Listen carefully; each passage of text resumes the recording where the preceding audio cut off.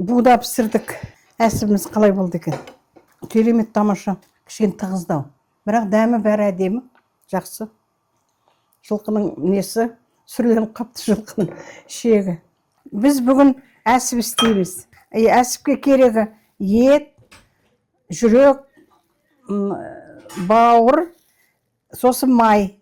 Сосын оның үстіне күріш қосамыз. Күрішті көп салмаймыз. Көп салуға болмайды, бұл күріш өседі. Шамалы ғана салдық күрішті. Сосын мынау нелерімізді қосамыз. Дұз саламыз, қара бұрыш саламыз, сарымсақ салып, бәрін араластырып, мына жылқының шегінің ішіне саламыз әсіпті. Өткенде біз қойдың шегімен жасап, суға пісіргенбіз. Енді осы жолы біз буға пісіреміз. Бола береді любой шекке. Жылқының шегі болсын, қойдың шегі болсын, қойдың аны несіне үлкен шектеріне салады. Бұл жылқының шегі мінеке. Жуамыз дағы міне жылқының шегі. Осыны бұлай бейтіп әсіп қып дөмелі. Шұр жасайтын жылқының шегі. Жуамыз дағы да. Бірінші етімізді кесіп аламыз. Кесе бер, кесе.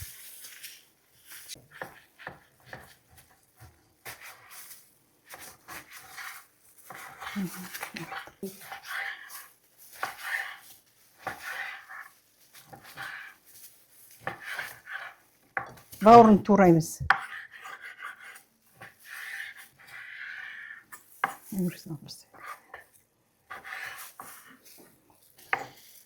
Етіміздің бәрін турап алдық. Енді ет тартқыштан етімізді өткіземіз. Мясорубкадан ет тартқыш.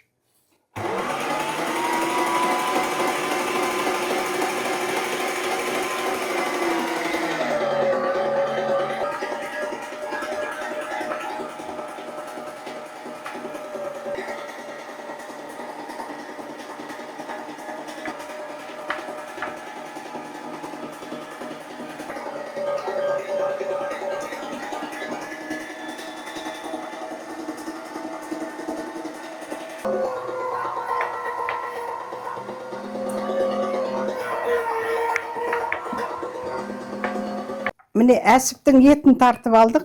Міне бөлек-бөлек қойдық. Мінекей мынау етіміз, мынау жүрек қосамыз, мынау бауыр қосу керек. Сосын мынау май. Майын бәрін турап алдық. Енді бұның үстіне қазір күріш қосамыз, сарымсағымызды қосамыз, тұз қосамыз, қара бұрыш қосып, араластырып, бәрін күрішпенен. Сосын шектің ішіне саламыз әсіпті. Күрішті көп салған жоқ, бір 3 қасықтай салып, жуып алдық. Енді осыған араластырамыз. Енді сарымсағын саламыз.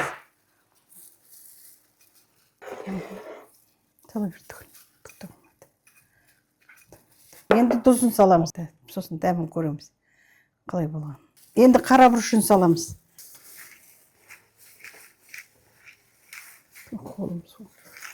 Міне етін бәрін қосып алдық, күрішін бәрін. Енді бұған 100 грамдай су құямыз. Су құю керек. Күріші несі бар. Кішкене құрғақ болмау үшін кішкене су құямыз. Сонда тығыз болмайды. Өзінің несіменен, от мінеке, күрішімен, күріш өседі ғой. Сол кезде құрғап қалады. Құрғап қалмай үшін осылай су құямыз. 100 грамдай су құйдық. Әсіптің несін, етін бәрін дайындап алдық. Күрішін салып бәрін. Содан кейін біз 100 грамдай су құйдық. Бұның ішіне су құю керек. Су құймаса тығыз болып қалады. Күріш өседі ғой. Күріш өскен кезде тығыз болып, су құйған кезде әдемі болып, несімен ауанымен піседі. Бәрін дайындап алдық. Енді бұның бәрін жылқының шегіне саламыз. Мынау жылқының шегі. Қалай салады? Мұны әсібіміз, мұны су құйғасын тез-тез мінекі жүріп атыр. Су құрғақ болмай атыр.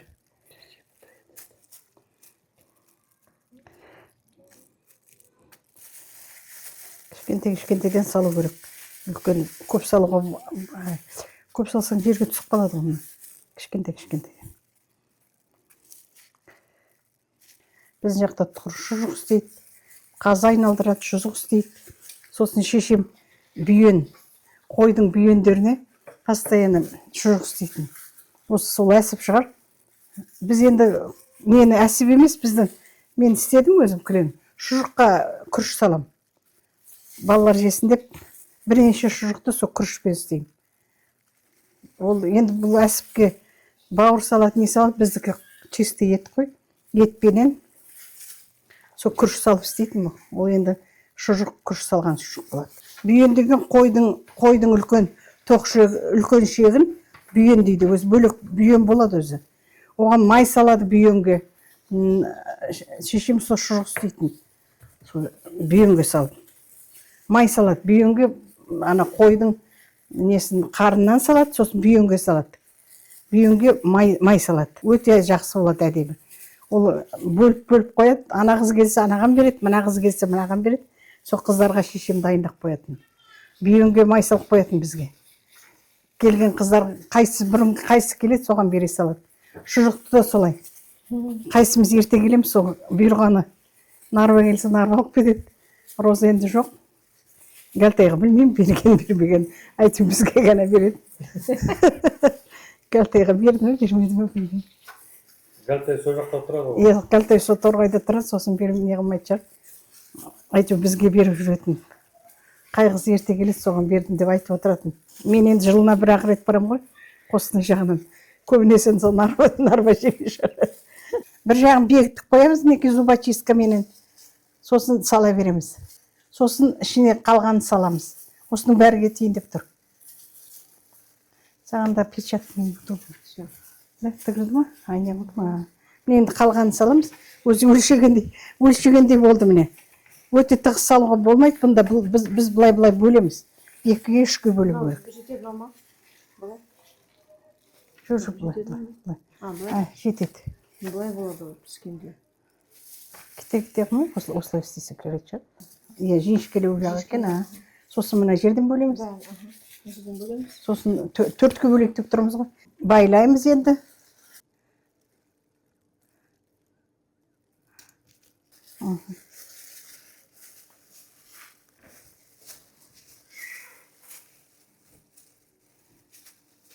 Ешіп кетпесе болды. Байлаймыз. Мына бір несін байлап алдық. Енді екіншісін байлаймыз қазір. Екіншісін байлап.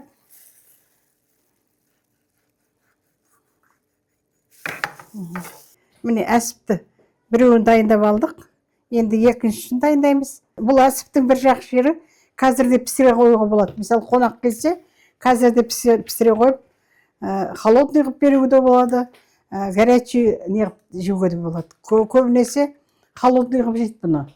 Кәдімгі столға турап, не қылса кәдімгі колбаса сияқты. Бұл өте жақсы, тамаша. Жолға шыққанда, мысалы жолға шыққанда, осының біреуін пісіріп алсаң, кесіп ортасынан кесіп жей бересің. Өте дәмді, жақсы нәрсе. Мысалы бір жаққа барған кезде пісіріп алып, осылай алып кете беруге. Мысалы неге охотаға барады, не қылуға, неме ділгім. Енді құс атуға, аңға баратын адамдарға өте жақсы бұл. Осылай пісіріп аласың да, бұл енді онша бұзылмайды. Енді салқын жерге қою керек, сол кесіп жей бересің. Өте пайдалы, өте жақсы нәрсе. Біз мен ана шұжық істегенде, осылай неменен, күрішпенен шұжық істегенде пісіріп жолға, пойызға да алып жүрдік, любой уақытта пісіріп алып жүруге. Өте жақсы нәрсе. Біз де демалысқа аламыз ғой. Демалысқа барғанда, мысалы, санаторияға барғанда алып кетуге болады. Міне әсібімізді болдық. Міне енді бұның біреуін пісіріп аламыз. Мінекей, біреуін қойып. Амыналарды сосын кейін пісіреміз, қонақ келгенде кейін пісіре қоямыз. Дайын тұрады. Міне қоямыз.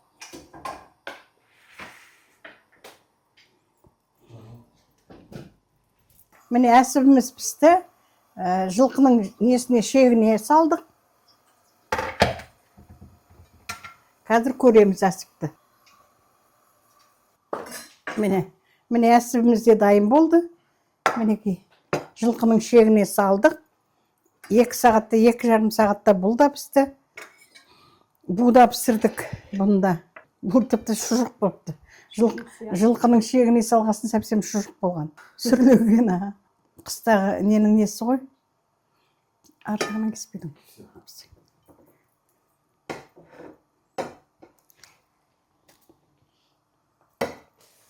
Мен білкіңіз тосайым. Бұл енді әсіліміз. Бұған кішкене бауырды салдық.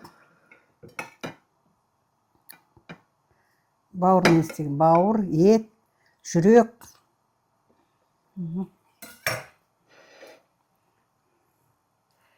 Ал көрейік, Света.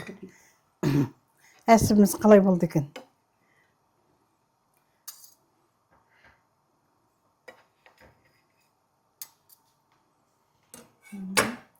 Дәмді. Дәмді ма?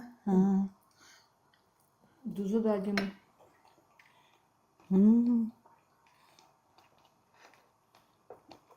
Қанша су қойдық Сорып алды. сорып апты. Бауыр болғасын тығыз болып тұр. Керемет, тамаша. Мынау кішкене мана кешегі немізде емес. Бұжы кішкенелі болды, де. Мынаны енді бауыр салдық қой бұған болырақ. Әсіпті кейбіреулер құр неден бауырдан ғана істейді. Біз енді бұған ет қостық, бауырын кішкене болырақ қылдық. Мана кеше бұжы істегеніміз бұндай болған жоқ. Мынау енді кішкене тығыздау. Бірақ дәмі бәрі әдемі, жақсы. Жылқының несі сүрленіп қапты, жылқының шегі. Еті көп. Еті мол әдемі. Тамаша дәмді, е? Ұнады ма? Ұнады. Күшті. Күші де ұнады. Иә, бізде өткенде осы нені әсіпті суда пісірдік қой. Кетте суда пісірдік. Бұны енді буға пісірдік. Негізі буға пісірген жақсы екен. Бізге өте ұнады буға пісірген. Тез піседі, сосын өзінің бабымен, өзінің несімен, соғы несі бәрі өзінің ішінде болады. Суға салсаң, нелері бәрі суға кетіп қалады ғой. Бетінің майы кетеді, мысалы. Іштегі май суға ағып кетеді. А мынада прям өзінің ішінде, өзінің несінде тұрады. Тамаша, керемет әдемі болыпты. Әсіпті істеп, осылай бір жаққа барғанда, мысалы, өте алып жүруге өте жақсы екен. Жолға алуға болады. Мысалы, әлгі охотаға барады, неге барады, сол кезде осылай пісіріп, кәдім колбаса ғой, колбаса. Колбасадан ешқандай айырымдық жоқ. Тамаша, керемет. Күшті, ұнады өзімізге. Сіздер істейсіздер ме? Қараңыздар. Сіздер қалай істейсіздер? Біз енді қолымыздан келгенше істеп жатырмыз. Біздің каналға жазылыңыздар. Осындай комментарий жазыңыздар, лайк басыңыздар. Осындай неше түрлі тағамдарды көрсетеміз. Рахмет қарағандарыңызға. Бақытты болыңдар. Рахмет. Жастарға үйретіп жатырмыз бәрінде. Келініме де үйретіп жатырмын. Келінім енді сіздерге үйретеді бәрін.